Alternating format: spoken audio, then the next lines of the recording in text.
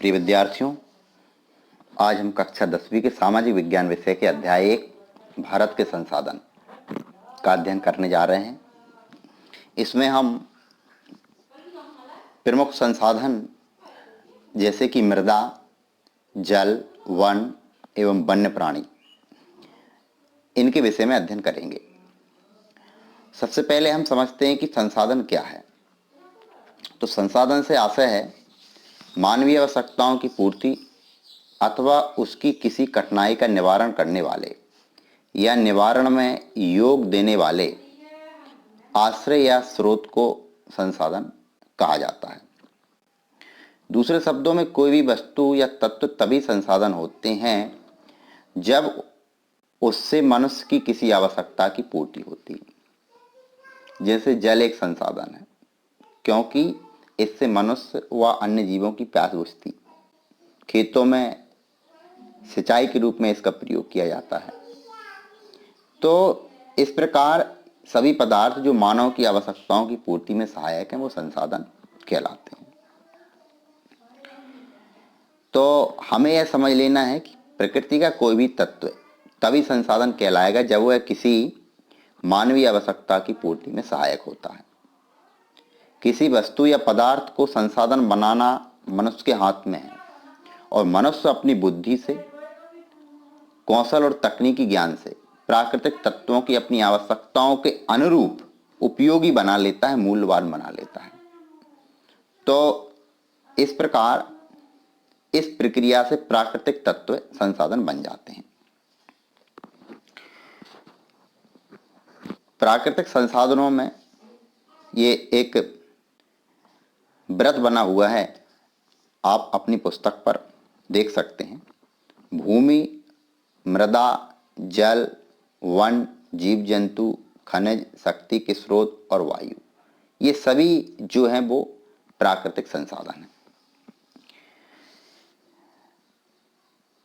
मैकनॉल के अनुसार प्राकृतिक संसाधन वे हैं जो प्रकृति के द्वारा प्रदान किए जाते हैं तथा मानव के लिए उपयोगी हैं।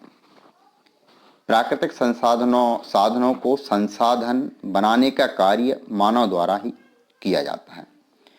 मानव स्वयं भी एक संसाधन है। किसी भी देश के लिए शिक्षित, कुशल एवं स्वस्थ मनुष्य एक मूल्यवान संसाधन होता है। तो यदि संसाधन के बारे में अर्थ लिखने के लिए परीक्षा में पूछा जाता है तो हम संसाधन के बारे में बहुत सारी चीज़ें समझ चुके हैं, तो हम लिख सकते हैं। अब हम देखते हैं कि संसाधनों का वर्गीकरण किस प्रकार किया गया है। संसाधनों का जो वर्गीकरण है वो निम्न प्रकार से किया जा सकता है। पहला, स्वामित्व के आधार पर संसाधन। स्वामित्व के आधार पर संसाधन व्यक्तिगत संसाधन होते हैं, राष्ट्रीय संसाधन होते हैं और विश्व संसाधन होते हैं। दूसरा है पुनःपूर्ति के आधार पर संसाधन। पुनःपूर्ति के आधार पर जो संसाधन है वो पुनःपूर्ति योग्य संसाधन है, अर्थात वे संसाधन जिनका उपयोग होने पर भी उनके गुणों को बनाए रखा जा सकता है। जैसे खाद के उपयोग द्वारा कृषि भूमि को कृषि योग्य बनाए रखना, ये पुनःपूर्ति योग्य संसाधन के अंतर्गत आता है। पुनः आपूर्तिहीन संसाधन, अर्थात एक बार ही उपयोग आते हैं वे संसाधन, जैसे कि पेट्रोल और कोयला। बारंबार प्रयोग वाले संसाधन जैसे धात्विक खनिज, लोहा, तांबा। सनातन प्राकृतिक संसाधन, ऐसे संसाधन जो उपयोग होने पर भी नष्ट नहीं होते, जैसे सौर ऊर्जा, जल इत्यादि, ये सनातन प्राकृतिक संसाधन है। अगला है वितरण के आधार पर संसाधन। वितरण के आधार पर संसाधन जो है वो 4 प्रकार से वर्गीकृत किए गए हैं। सर्वसुलभ संसाधन जो सभी जगह को उपलब्ध है, जैसे कि वायु। सामान्य सुलभ संसाधन जो संसाधन अधिकतर स्थानों पर उपलब्ध होते हैं, जैसे कि मिट्टी, कृषि योग्य भूमि इत्यादि। विरल संसाधन अर्थात वे संसाधन जो सीमित स्थानों पर हमको मिलते हैं, जैसे कि कोयला, सोना, यूरेनियम, जो कहीं कहीं प्राप्त होते हैं। एकल संसाधन अर्थात जो संसाधन संसार में 1 या 2 स्थानों पर ही प्राप्त होते हैं या मिलते हैं, उन्हें हम एकल संसाधन की श्रेणी में रखते हैं, जैसे कि क्रोमोलाइट धातु जो प्राकृतिक रूप से केवल ग्रीनलैंड में ही मिलती है। अगला वर्गीकरण है प्रयोग के आधार पर वर्गीकरण। प्रयोग के आधार पर अप्रयुक्त संसाधन, अप्रयोजनीय संसाधन, संभाव्य संसाधन और गुप्त संसाधन, 4 प्रकार से इनका वर्गीकरण किया है। तो ये तो हो गया संसाधनों का वर्गीकरण। स्वामित्व के आधार पर संसाधन, पुनःपूर्ति के आधार पर संसाधन, वितरण के आधार पर संसाधन और प्रयोग के आधार पर संसाधन। अब इन संसाधनों में हम एक महत्वपूर्ण संसाधन उस विषय पर चर्चा करने वाले हैं और उस संसाधन का नाम है मृदा। मृदा से हम सभी लोग बहुत ही अच्छी तरह से परिचित हैं, क्योंकि मृदा से हम बहुत जुड़े हुए हैं। मृदा किसान की अमूल्य संपदा है। हमारे देश के आर्थिक विकास का प्रमुख आधार ही मृदा है। तो मानव जीवन में मृदा का बहुत अधिक महत्व है, विशेषकर किसानों के लिए, क्योंकि समस्त मानव जीवन मिट्टी पर निर्भर है। समस्त प्राणियों का भोजन प्रत्यक्ष या अप्रत्यक्ष रूप से मिट्टी से ही प्राप्त होता है। हम जो वस्त्र पहनते हैं, जिनका निर्माण करते हैं, उनके निर्माण के लिए कपास, रेशम, जूट इत्यादि जो प्राप्त होते हैं, वो भी हमें डायरेक्ट या इनडायरेक्ट रूप से मिट्टी से ही प्राप्त होते हैं। जैसे कि भाई भेड़ मिट्टी पर उगी घास खाती है और हमें ऊन देती है, तो कहीं ना कहीं मिट्टी से ही इसका संबंध है। हमारा पशुपालन उद्योग, कृषि उद्योग, वन उद्योग, ये सभी जो उद्योग हैं वो प्रमुखतः मिट्टी पर ही आधारित हैं।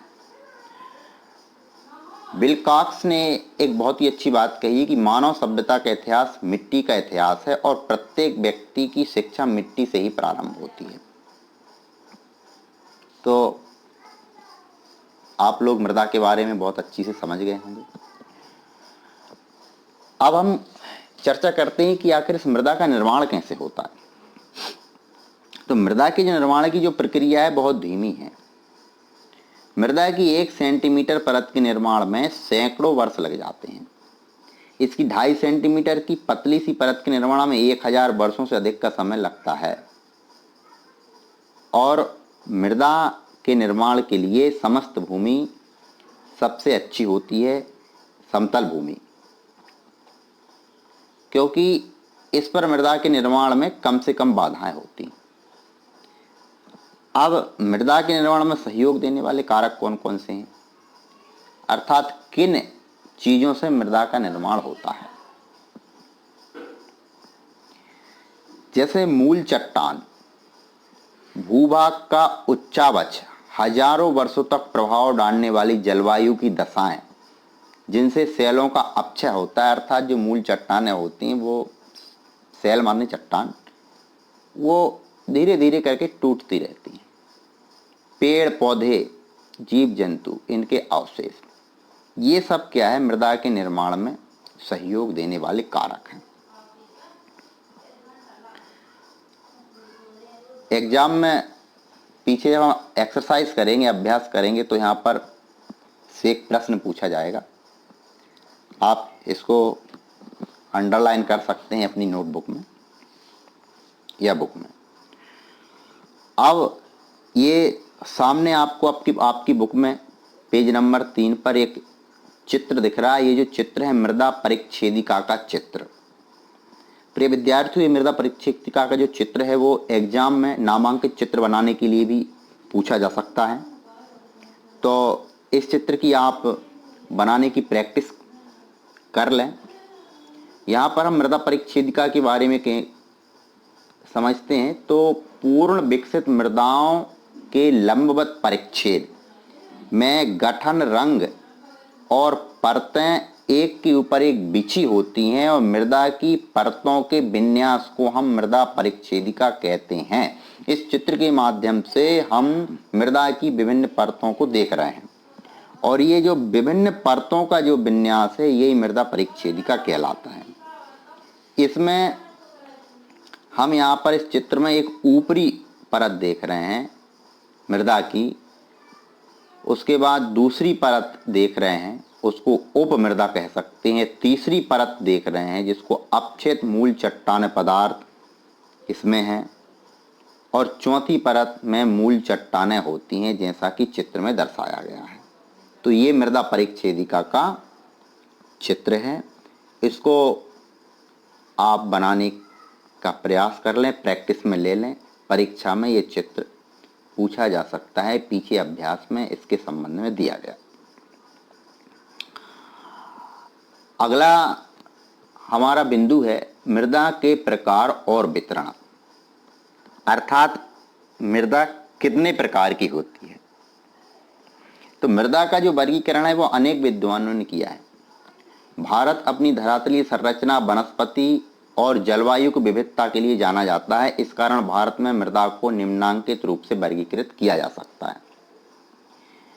पहला जलोढ़ मिट्टी, दूसरा काली या रेगड़ मिट्टी, तीसरा लाल मिट्टी, चौथा लेटराइट मिट्टी और पांचवा मरुस्थलीय मिट्टी। ये काली मिट्टी हो गई, लाल मिट्टी, लेटराइट मिट्टी, मरुस्थलीय मिट्टी। तो ये मृदा का प्रकार है और यहाँ पर एक पर्वतीय मिट्टी भी दी गई है। तो हम इनके बारे में थोड़ा सा डीपली अध्ययन करेंगे। सबसे पहले हम देखते हैं जलोढ़ मिट्टी। तो इसे काप, दोमट, कछारी या चीका मिट्टी भी कहा जाता है। आप ध्यान रखें कि जलोढ़ मिट्टी को हम अन्य नामों से जानते हैं, जिसको काप मिट्टी, दोमट मिट्टी, कछारी या चीका मिट्टी कहते हैं। यह मिट्टी हल्के भूरे रंग की होती है। खुदाई करने पर यह मिट्टी 490 मीटर की गहराई तक पाई जाती है और इस मिट्टी में प्रमुख रूप से नाइट्रोजन, फास्फोरस, वनस्पति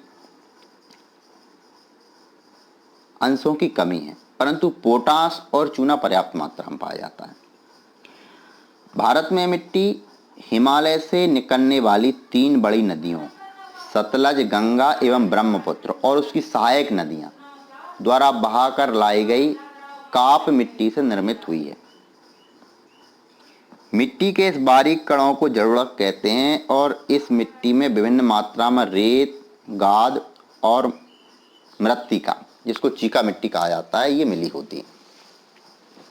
भारत में काफी बड़े क्षेत्र में मिट्टी पाई जाती है।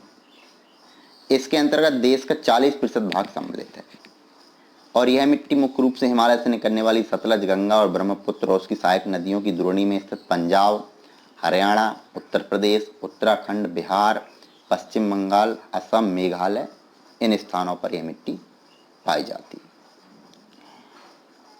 दूसरा है काली मिट्टी। काली मिट्टी जो है, इस मिट्टी को रेगड़ या कपास वाली मिट्टी भी कहते हैं।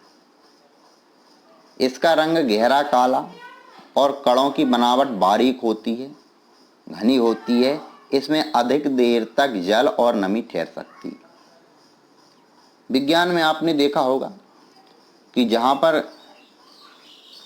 घनत्व की बात है, क्योंकि यहाँ पर कणों की बनावट क्या है, बारीक होती, घनिक होती, तो ये यहाँ पर अधिक समय तक जल ठहर सकता है। इस मिट्टी में चूना, पोटास, मैग्नीशियम, एल्युमिनियम, लोहा पर्याप्त मात्रा में पाया जाता है, किंतु फास्फोरस, नाइट्रोजन तथा जीवांश का अभाव इस मिट्टी में होता है।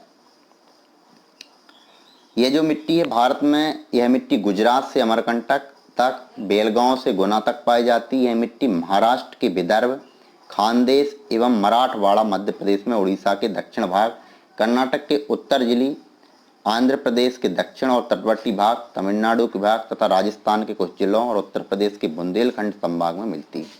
यह मिट्टी कपास, दालें आदि के लिए अत्यधिक उपयुक्त है। लाल मिट्टी, यह मिट्टी शुष्क और तर जलवायु में प्राचीन रवेदार और परिवर्तन चट्टानों के टूट फूट से बनती है। ताप्ती नदी घाटी में पहाड़ियों की ढालों पर लगातार अधिक गर्मी पड़ने से चट्टानों के टूटने पर इसमें मिला हुआ लोहा मिट्टी में फैल जाता है। लाल मिट्टी जो है उत्तर प्रदेश के बुंदेलखंड से लेकर दक्षिण के प्रायद्वीप तक पाई जाती है। यह मध्य प्रदेश, छत्तीसगढ़, झारखंड, पश्चिम बंगाल, मेघालय, नागालैंड, उत्तर प्रदेश, राजस्थान, तमिलनाडु तथा महाराष्ट्र में भी मिलती है। यह जो मिट्टी है बाजरा की फसल के लिए उपयुक्त मानी जाती है। गेहूं, दाल और मोटे अनाज के लिए भी उपयुक्त है। अगला है लेटेराइट मिट्टी। इस मिट्टी का निर्माण ऐसे भागों में हुआ है जहां शुष्क व तर मौसम बारी बारी से होता है। यह मिट्टी लेटेराइट चट्टानों की टूट फूट से बनती है। यह मिट्टी चौरस उच्च भूमियों पर मिलती है।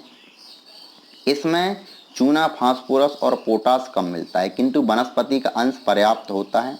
गहरी लेटेराइट मिट्टी में लोहा ऑक्साइड और पोटास की मात्रा अधिक होती है। लेटेराइट मिट्टी 3 प्रकार की होती है: गहरी लाल लेटेराइट मिट्टी, सफ़ेद लेटेराइट मिट्टी, गहरी जल वाली लेटेराइट मिट्टी। अगली मिट्टी है मरुस्थली मिट्टी। यह बालू प्रधान मिट्टी है जिसमें बालू के कण मोटे होते हैं। यह मिट्टी दक्षिण पश्चिम मानसून द्वारा कच्छ के रन की ओर से उड़कर भारत के पश्चिम शुष्क प्रदेश में जमा हुई है। इसमें खनिज नमक अधिक मात्रा में पाया जाता है। इस प्रकार की मिट्टी जो है शुष्क प्रदेशों में, विशेषकर पश्चिम राजस्थान, गुजरात, दक्षिण पंजाब, दक्षिण हरियाणा और पश्चिम उत्तर प्रदेश में मिलती।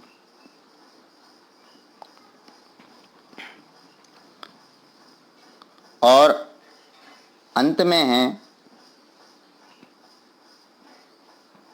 पर्वतीय मिट्टी। यह मिट्टी हिमालय पर्वतीय श्रेणियों में पाई जाती है। अधिकांशतः यह मिट्टी पतली, दलदली और छिद्रमयी होती है। नदियों की घाटियों और पहाड़ी ढालों पर यह मिट्टी गहरी होती है। हिमालय के दक्षिण ढालों के अधिक खड़ा होने के कारण यहाँ इसका जमाव अधिक नहीं होता है।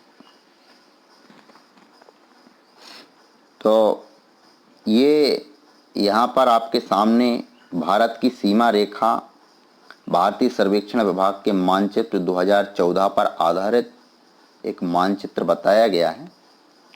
इसमें भारत में अभी हम जो मिट्टियों के बारे में पढ़ रहे थे, इनका वितरण कहाँ कहाँ पर है, इस मानचित्र के माध्यम से समझाने का प्रयास किया गया है। तो यहाँ पर संकेत दिए हैं कलर के रूप में कि काली मिट्टी, लाल मिट्टी, लेटेराइट मिट्टी, ये सब कहाँ कहाँ पर पाए जाते हैं, इनको आप देख सकते हैं। तो चूंकि सामाजिक अध्ययन का जो अध्याय है बड़ा अध्याय है, आज पहले वीडियो में हमने केवल जो बातें जानी हैं उनको हम एक बार और देख लेते हैं। हमने आज समझा कि संसाधन क्या है, तो मानवीय आवश्यकताओं की पूर्ति अथवा उनकी किसी कठिनाई का निवारण करने वाले या निवारण में योग देने वाले आश्रय स्रोतों को संसाधन कह सकते हैं। संसाधन के अंतर्गत भूमि, वायु, जल, वन, वायु, शक्ति के स्रोत, खनिज, वन्यजीव इत्यादि आते हैं। उसके बाद हमने देखा संसाधनों का वर्गीकरण और पहले संसाधन का अध्ययन किया मृदा का। तो मृदा परिच्छेदिका के बारे में भी हमने समझने का प्रयास किया, उसके नामांकित चित्र का भी हमने अध्ययन किया। और जो मृदा के जो प्रकार हैं, जलोढ़ मिट्टी, काली रेगड़ मिट्टी, लाल मिट्टी, लेटेराइट मिट्टी, मरुस्थली मिट्टी और पर्वतीय मिट्टी, ये इन प्रकारों का अध्ययन हमने कर लिया है। उसके बाद एक बिंदु और है, उस पर हम और चर्चा करना चाहते हैं, जिससे कि ये मृदा वाला टॉपिक खत्म हो जाए। मृदा अपर्दन। तो अपर्दन का क्या अर्थ होता है? अपर्दन का अर्थ होता है मृदा का कटना। मृदा को सबसे बड़ा जो नुकसान होता है वो अपर्दन से होता है। मिट्टी का कटाव मृदा अपर्दन कहलाता है। अपर्दन कि तीव्र गति के कारण भारत में मिट्टियों की उर्वरा शक्ति प्रतिवर्ष बहुत कम होती जा रही है। मिट्टी के अपरदन की यह समस्या देश के लिए चिंताजनक है। तो मृदा अपरदन के क्या कारण होते हैं, क्यों होता है मृदा अपरदन? एक तो मानव द्वारा वनों का विनाश किया जा रहा है, अत्यधिक पशुचारण, आदिवासियों द्वारा झूमिंग कृषि करना, पवन अपरदन और अवैज्ञानिक तरीके से कृषि, ये जो है मृदा अपरदन के मुख्य कारण है। मृदा अपरदन से क्या हानियां हैं? राष्ट्रीय योजना समिति ने भू संरक्षण के संयुक्त प्रभावों को निम्न रूप में स्पष्ट किया है। समिति ने भूक्षरण, इसको मृदा अपरदन को भूक्षरण भी कहा जाता है, वनस्पति के नष्ट हो जाने के कारण सूखे की लंबी अवधि होना, जल के अतिरिक्त स्रोतों पर प्रतिकूल प्रभाव तथा सिंचाई में कठिनाई होना, नदियों की तह में बालू का जमना जिससे धरा परिवर्तन और बंदरगाहों का मार्ग अवरुद्ध होना, उच्च कोटि की भूमि का नष्ट होना एवं कृषि उत्पादन पर दुष्प्रभाव पड़ना और कृषि योग्य भूमि में कमी आना, ये मृदा क्षरण से हानियां हैं। तो मृदा संरक्षण, अब चूंकि मृदा अपरदन हो रहा है, भूक्षरण हो रहा है, तो उसके संरक्षण की आवश्यकता है, क्योंकि हम हानियां देख चुके हैं। बढ़ती हुई जनसंख्या के कारण प्राकृतिक संसाधनों का बड़े पैमाने पर विनाश हुआ है, जिसमें अनेक प्राकृतिक संसाधनों के नष्ट होने का खतरा पैदा हो गया। इसलिए मृदा संरक्षण द्वारा विनाश रोकना आवश्यक है। मृदा संरक्षण के लिए निम्नलिखित उपाय किए जा सकते हैं। पहाड़ी एवं पर्वतीय क्षेत्रों में सीढ़ीदार खेतों में फसल उगाना, खेतों में बंदिकाएं बनाकर नालीदार अपरदन को रोकना, अर्थात हम खेतों में बंदिकाएं बना देते हैं और नालीदार जो अपरदन होता है, जैसे एक बड़ी नाली में से बहुत सारा जल यदि इकट्ठा होकर बहे तो वहाँ से भूमि कट जाती है और धीरे धीरे नाले में परिवर्तित हो जाएगी। शुष्क प्रदेशों में पवन की गति को पेड़ पौधों की बाढ़ के द्वारा कम करके मृदा अपरदन को भी रोका जा सकता है। पहाड़ी ढालों तथा बंजर भूमि में वृक्षारोपण अधिक से अधिक किया जाए, पशुओं की चराई पर नियंत्रण किया जाए, तो इससे मृदा अपरदन जो है वो कम होगा।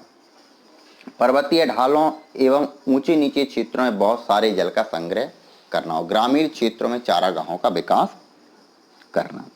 तो ये हमारा आज हमने जो प्राकृतिक संसाधन का टॉपिक है, तो मृदा के बारे में पढ़ा।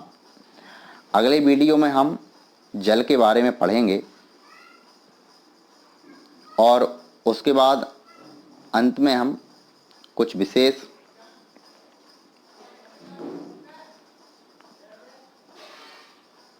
जैसे कि मुख्य हमारे एग्जाम में आने वाले प्रश्नों के उत्तरों के बारे में भी हम थोड़ी सी चर्चा करेंगे। तब तक के लिए नमस्कार।